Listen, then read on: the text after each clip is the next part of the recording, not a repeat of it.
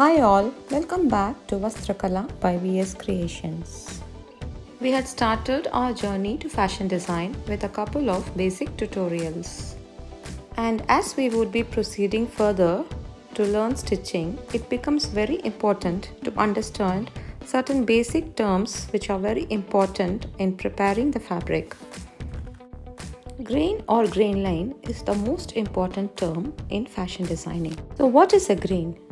Grain refers to the direction of yarns in a fabric.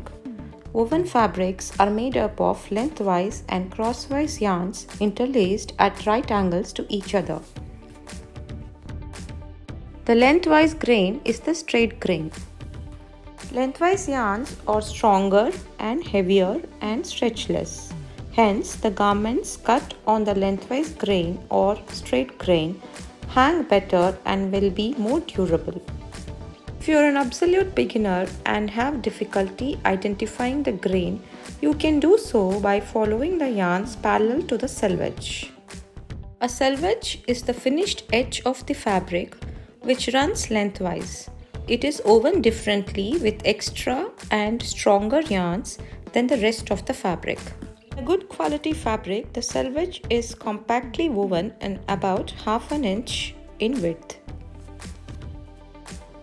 The main factor that makes your garments stand out is if your garment is cut in such a way that the lengthwise grain is parallel to the garment's length along the center front, center back and sleeve center, your garment will have an excellent fit, durability and hang. Then we have the cross grain. The crosswise grain is the one where the fabric is cut along the filling yarns.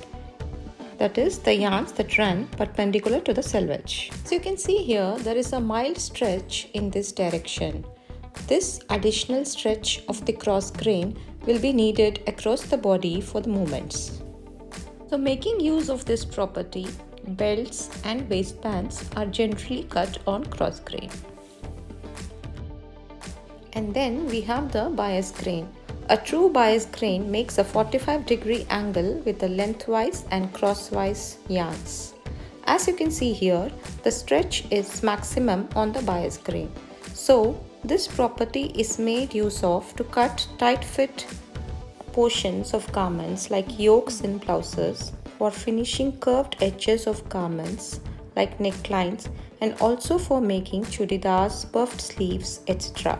Instead of functional needs, at times certain garment parts are cut on bias purely for design interest, especially in striped or checked fabrics.